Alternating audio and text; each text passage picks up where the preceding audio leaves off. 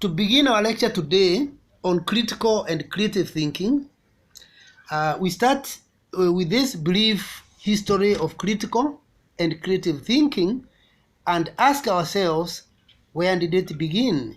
Who started it? Is it Socrates, or was there critical thinking before Socrates? Is it just from Greek philosophers? And I want to begin by telling you that critical and creative thinking, even in Africa, was still there even before Socrates did their part in the Middle East as Greek philosophers. But the person who popularized this thing is actually Socrates in the so-called, as we are about to see today, or we have already noted in the previous lectures, it is this Greek philosopher here called Socrates. I'm underlining him on your screen. Socrates. This is a man who really popularized it, but the truth of the matter is that Socrates came from a writing community. The Greek civilization, that was a writing society. But the truth of the matter is there was critical and creative thinking even in African indigenous society. Because when were we not asking hard questions? We were always asking hard questions, because hard questions have always helped us to know what next. Critical thinking has always helped us to know creative thinking. There are problems, yes. So what? So what is when you start getting creative. Things are tough. COVID has made things tough. So what do we do? That is creative thinking that begins from there.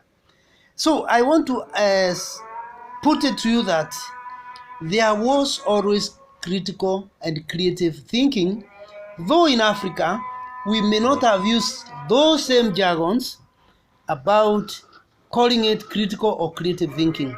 We had our own jargons, and they were there. Otherwise, how were people able to come all through to where they were? Who invented, if you go to around the central Kenya, where before the coming of westernization, people used to wear animal skins. Who gave them that idea? How did it came about? It came about because of critical and creative thinking. Maybe people died due to pneumonia, maybe malaria, maybe because of cold, maybe because of chest pains when it is raining and all that. Even cold kills.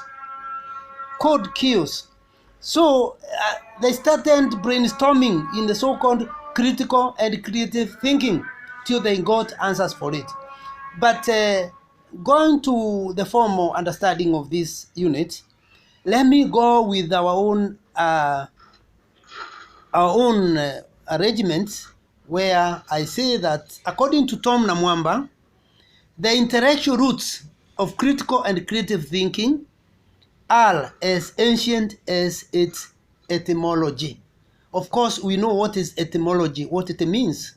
Etymology means the roots of something. So when we say etymologically, we are dealing with the roots of that matter. It can be traced right from the days of the Greek philosopher Socrates, over 2,500 years ago, noted earlier. Accordingly, Socrates discovered that by a method of systematic probing questions, people could not rationally justify their confident claims to knowledge. In the course of his introspection, Socrates established that one cannot depend upon those in authority to have sound knowledge and insight. He knew that when you tell the president, the government to be thinking for you, it takes long for serikali inisaidie. And so he started empowering people right from the grassroots to start thinking very hard, thinking critically, and even thinking creatively in order to save themselves from unnecessary trouble. A country where people don't think critically and creatively, it dies. it has no future, it has no hope. But the moment everybody, Socrates tried to set his own Greek academy where he taught people criticality and creativity, creative thinking and critical thinking, he knew you cannot do without the two and succeed. Even in business, in academia, you cannot go far without the two. So he established that one cannot depend upon those in government, those in authority, those so-called seniors always to think for us, or to have the insight that will be relevant and useful to every one of us. He noted that a person may occupy a higher leadership position, yet the same person may remain deeply confused and irrational. He now sought to arrest the problem by establishing the importance of asking deep questions that forces a person to think even harder before accepting ideas as worthy of belief. So before you believe something, Socrates arrested the problem by showing people that before you do anything, before you establish something, deep questions are a must. A person must think very hard. In the analysis, he established the importance of seeking evidence, closely examining reasoning and assumptions, analyzing basic concepts, and seeking to understand the implications for whatever was said and done. In turn, his method became what is now called Socratic questioning. Socratic questioning, where Socrates taught people why you should always ask questions. In other words, if we are good at asking questions, the way Socrates taught, the work of conmen would die. Conmen will not be there, conning us. Yeah, they will not be there because we ask them, okay, you are telling me you sell the car at just 50,000 Kenya money, or just 5,000, or just 500 US dollars. Why is it so cheap? So that they will not con you, they will not swindle you. You'll be asking so many questions: when, how, what, where do you get it? Where did the materials to make the car come from? Why are they so cheap? You will not be cheated. Which is teaching methodology applicable to us now. So when we talk about Socratic questioning, even in philosophy we say it's a methodology. Accordingly, Socrates discovered that by a method of systematic probing questions or probing questionings, people could not rationally justify their confident claims to knowledge. And in the course of this introspection, it is the time I've noted that he established that we cannot tell the authorities to be thinking and reflecting for us. Okay? He now sought to arrest this problem, as we have noted. In the analysis, he established the importance of all these things we are doing. Now, Socrates was closely followed by the critical thinking of Plato, who recorded Socrates' thought. In other words, Socrates, like Jesus Christ, did not write a book. He did not write what he was saying, but somebody, a student, Plato, this man, Plato, is the one who really wrote what Socrates talked about, just like Baruch wrote for Jeremiah. Okay. Then Aristotle, another man now student of Plato, Aristotle, and the Greek skeptics, they are the ones who wrote about Socrates, but Plato began it all. You can see Socrates taught Plato. He also taught the most traveled man in the world called Alexander the Great, I think, who taught Masai how to use and I think even Takana in Kenya, how to make iron and make these weapons. Very early, the Maasai were owning the whole of East Africa because they were the only ones who had well armed, who had known this science through Alexander the Great, one of the most traveled men in the history of the world when he passed through here. And I think, and even the city of Alexandria is named after him. He moved all over, the most traveled man. That's why they call him great. So in the Middle Ages, around the year 1000 to 15,000, critical thinking was taken a notch higher by such thinkers such as Thomas Aquina, who wrote the Latin Summa Theologia, and he answered all his critics as part of his developing his skill in critical thinking.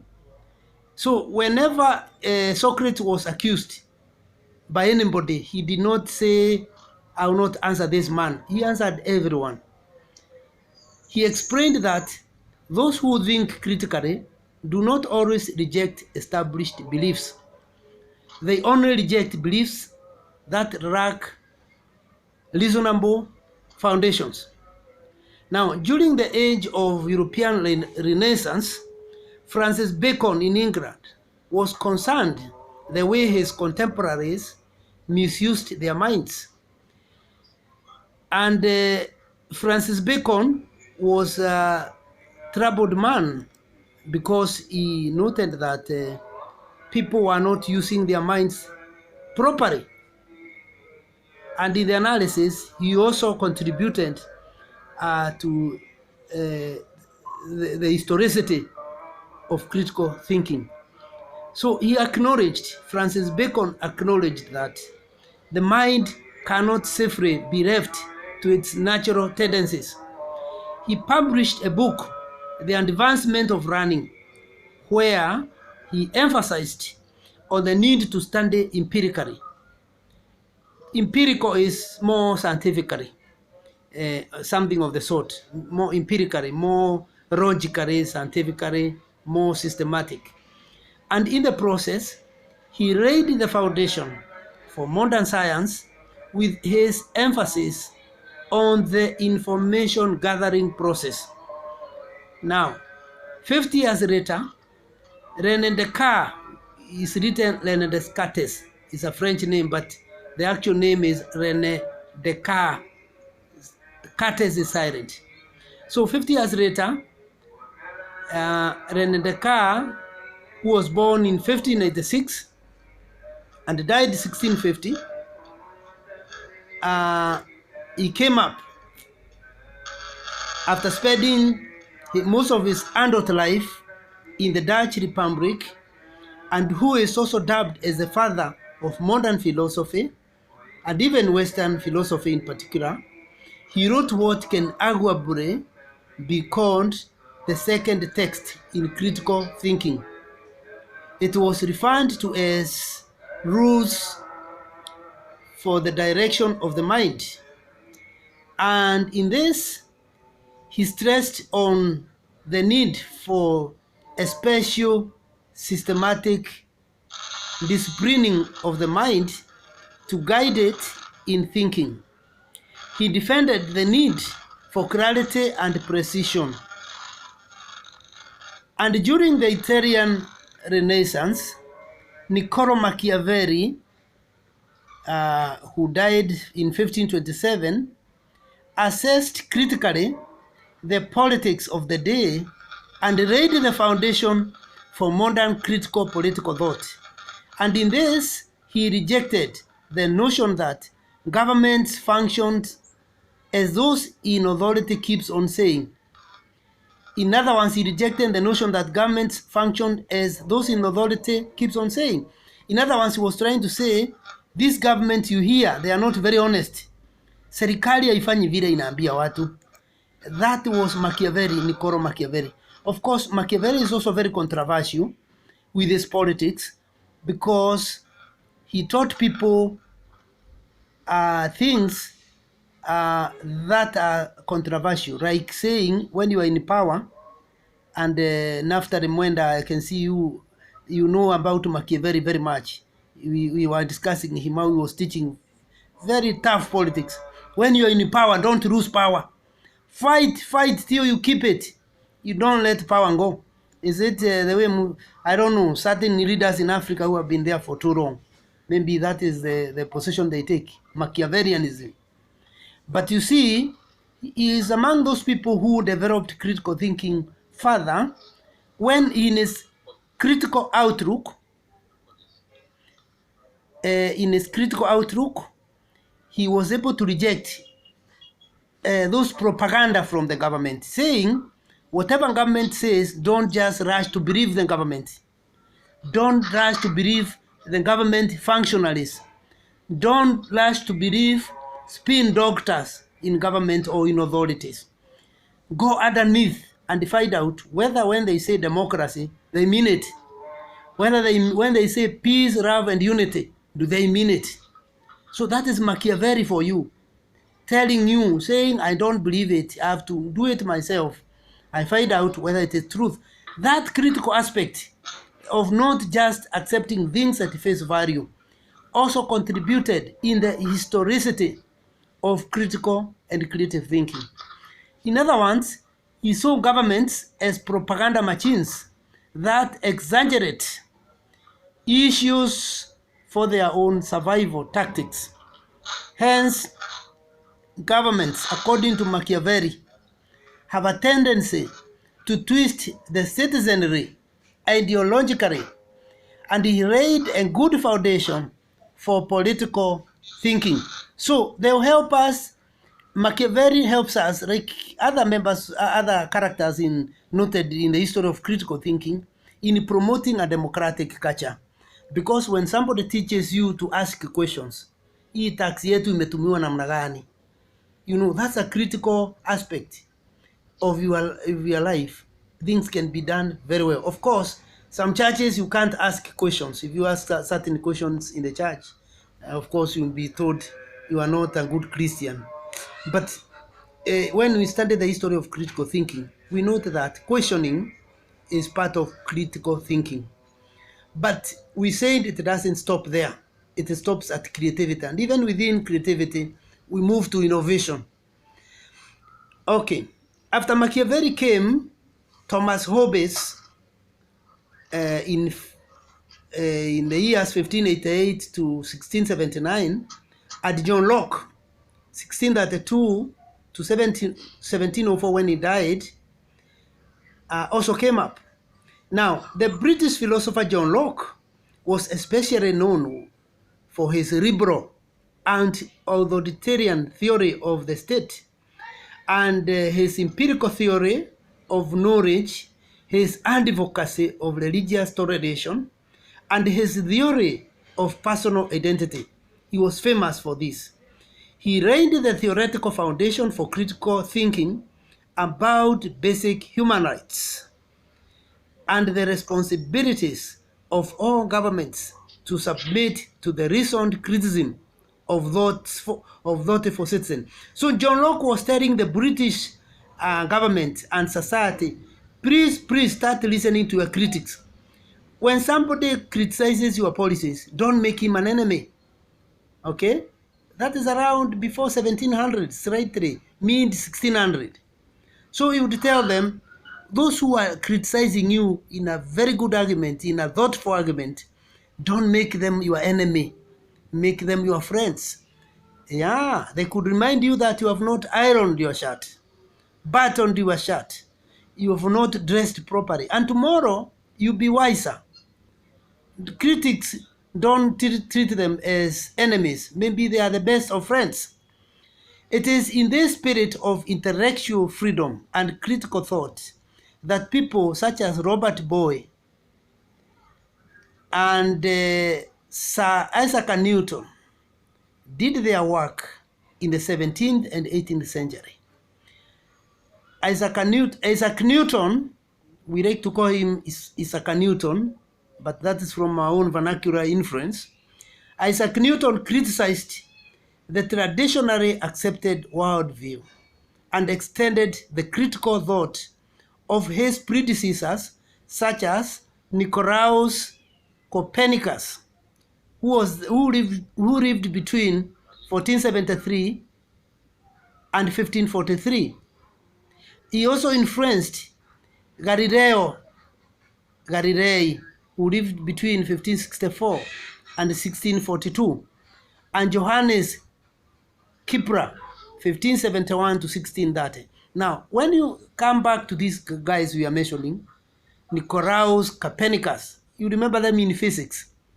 The laws of gravity in Galileo, Isaac Newton.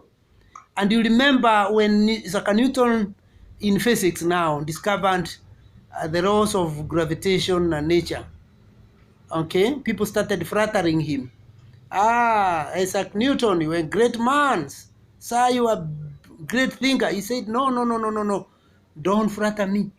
If I can see this far, I have stood on the shoulders of other giants. I stood on their shoulders. People like Galilei. These were my predecessors. These are the people who came before me. I sat on their shoulders. Hence, I can see this far. So you can see Isaac Newton as a critical thinker. He says he learned criticality and creativity from the other people before him. So we learn from one another, and knowledge is passed over from this person to another person. Now, the history of critical and creative thinking went a notch higher with the emergence of French thinkers who spearheaded French Renaissance, such as Bell, Montesquieu, you remember Voltaire, you remember Diderot, you remember Francois Alut, who came to be known as Voltaire, and who wrote poetry and praise, and for expressing his opinion, he was twice sent to prison. Baron Charles Montesquieu had an inherited fortune and time to write, as he mixed with Parisian higher society, where he was celebrated conservationist or chatterbox, conversationist or chatterbox. He satirized French society. In other words, he mocked it. A satire, when do you make a satire? A satire is meant to mock society, like, what do you say, these ironies, what are these things you call? Yeah. So he wrote satires. You can also remember Jean-Jacques Rousseau, this great man in French, before French Revolution of 1789, known for his line about people being born free, but finding themselves in chains. He's also famous, if you can remember, this man, those who did history, Jean-Jacques Rousseau. He wrote about marriage as a social contract, whereby if one side fails to live up to the expectation of the other, it can be cut off. And he went on to say democracy is like marriage. Everyone, the readers and the citizens and leaders, have a contract, what he called social contract. Even one side fails to live up to the expectation of the other, or to meet their side of the bargain, that contract can go or can die. We also have Denis Diderot and Jean d'Albert, the French encyclopedist, who believed that knowledge would bring people more happiness, and they wished to combat what they believed was the ignorance, myth, dogma, and superstition inherited from the Middle Ages. Some of their writing on subjects beginning with the letter A offended the government and the church authorities. The government banned the book, and the church placed the book on its index of forbidden books and threatened excommunication on all those who read or bought that book. As we wind up on this history, in the 19th century, critical and creative thinking was extended further into the domain of human social life by Herbert Spencer in the year, since he was born in 1820 to 1903 when he died, as an English philosopher, biologist, anthropologist, Herbert Spencer was a prominent classical liberal political theorist of the so-called Victorian era, and Isidore Auguste Marie Francois Xavier Comte, Auguste Comte in short, who is the founder of the discipline of sociology and of the doctrine of positivism. When it was applying to the problems of capitalism, it produced a critique in the name of Karl Marx. The century also produced Charles Darwin, who propounded the theory of evolution. Equally, the 20th century saw the study of critical and creative thinking move to a higher level. For in 1906, the other day, compared to what we have considered earlier, William Graham Sumner, born 1840 and died in 1910, wrote his treatise called Foucault's in 1906 to denote those group habits that are common to a society or culture and are usually called customs. He is indeed the one who coined the word Foucault. He is also credited with introducing the term ethnocentrism, a term intended to identify imperialist chief means of justification in his book Foucault. Sumner is often seen as a proto-libertarian. He was also the first to teach a course entitled Sociology. Through his efforts, libertarianism quest was evident after the end of Cold War in early 1990s or in 1889 henceforth, and the release of Nelson Mandela and introduction of political pluralism in most African countries built his case further. In other words, the contribution of this gentleman through his so-called libertarianism, where people should be free, the work of Sumner, okay, is very, very critical in the kind of freedoms we are experiencing in the 21st century. And in his book called Foucault, he wrote in 1906, but the book had power in the late 80s and 80s when it triggered a democratic process. Sumner notes the following, I quote, "Schools make persons all on one pattern, that is orthodoxy. School education, unless it is regulated by the best knowledge and good sense, will produce men and women who are all of one pattern, as if turned in a wreath. Although an orthodoxy is produced in regard to all the great doctrine of life, and it consists of the most worn and common opinions, which are common in the masses. The popular opinions always contain broad fallacies, half-truths, and glib generalization." Now, in concluding this first part of the lecture, in the 21st century, universities such as this one of ours, the one we are in, and many others all over the world, as internet search can show you, have made it compulsory to teach critical and creative thinking as a compulsory unit for all students, irrespective of area of specialty. And this is a big step forward for Africa of the 21st century. It is also a very important step if we want to change, to build Africa, for example. Some universities have already subdivided critical and creative thinking into 4 units, some into 2 units. I know one which calls its unit, one unit is called critical thinking and problem solving, and the other unit they call it creative thinking and innovation, where it forces people, particularly in Africa, to think of how to be innovative, even if it is looking for traditional medicine to treat some of the ailments that we are facing today, including COVID-19. When you are innovative, you are build a creative person, you innovate, But again, when you are critical, you also solve problems. So this is not a unit that you can avoid if you want to be a serious intellectual. It is a must unit, and it's a common unit across the various universities in the world. We must be critical and we must be creative. Socrates did their part, Francis Bacon did their part, Jean-Jacques Rousseau did their part, Voltaire did their part, Auguste Comte did their part. We have our own part to be critical and creative. And when we are critical and creative, we are going to heal this land.